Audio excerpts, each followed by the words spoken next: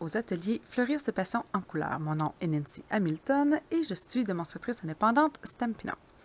Aujourd'hui, je vais vous montrer un petit truc pour estamper nos estampes d'arrière-plan, comme celui-ci que j'adore, Hardwood, avec ses planches de bois. J'adore cette estampe-là.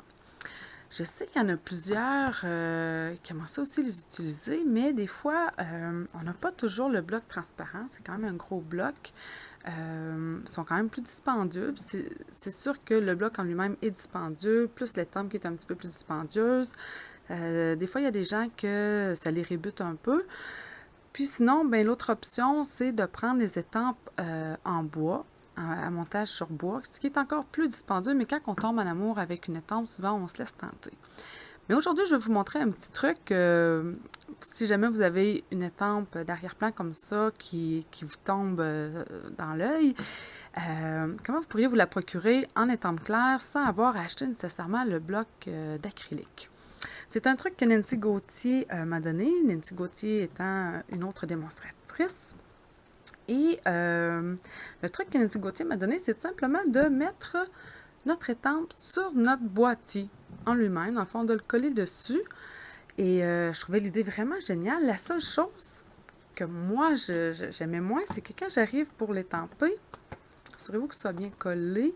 Là, l'autre truc aussi, si vous voulez que vos estampes claires collent mieux, ce serait de ne pas mettre le collant de l'image sur votre estampe. Moi, j'aime avoir l'image, donc ce que je fais, c'est que j'utilise ma colle deux usages.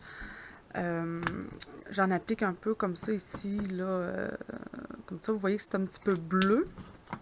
Et après ça, ça sèche et ça devient transparent. Donc, c'est de coller comme il faut notre estampe sur notre boîtier. Et là, de venir tout simplement étamper comme ça.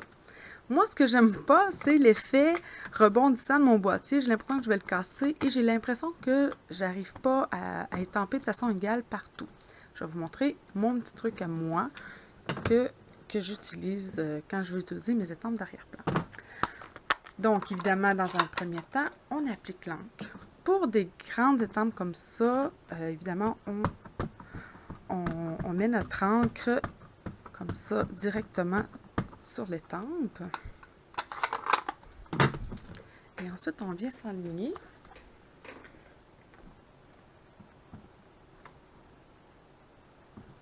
Et là, ce que je fais, moi, c'est que j'ouvre mon boîtier une fois que mon estampe est sur mon carton. Et là, j'ai vraiment une bonne friction là, avec mon carton. Là, je suis capable de bien peser sur mon estampe pour avoir une image qui est claire et bien définie. Donc, je remonte le tout. Et voilà.